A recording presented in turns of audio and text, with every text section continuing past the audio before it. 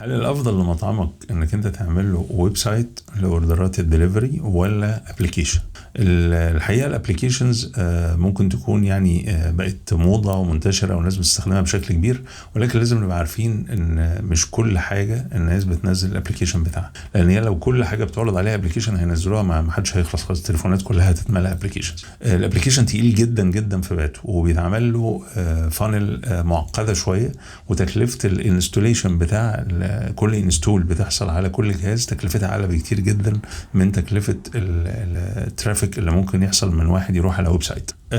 وبالتالي في مجال المطاعم الناس بتفضل انها تنزل واحد او اتنين او تلاتة بالكتير من الابليكيشنز اللي هي تعتبر ماركت بليس للمطاعم، زي هانجر ستيشن في السعوديه وطلبات في مصر وكده، ويلاقي عنده داتابيز لكل المطاعم اللي موجوده يطلب منها وخلاص. ففكره انه ينزل ابليكيشن مخصوص لمطعم لوحده تقيل قوي وهتكلفك كتير. الافضل انك انت تعمل ويب سايت وتبعت الترافيك عليه على طول، والناس تشتري من هناك مباشره، وهم اوتوماتيك خلاص لو هم كانت تجربتهم معاه ظريفه ولذيذه هيرجعوا تاني، حتى لو ناسيين هيخش يكتب يدور عليك هيلاقيك. وطبعا ده مهم جدا تكون مشغل اعلانات جوجل، عشان حتى لو حد مش فاكر الدومين بتاع الويب سايت بتاعك هيخش يكتب بس اسم المطعم فيطلع له الاعلان بالدومين، يضغط عليه يروح تاني. فدي مقارنه بسيطه بين الاثنين، والنتيجه النهائيه او الراي النهائي انك انت خليك في ويب سايت بلاش ابلكيشن.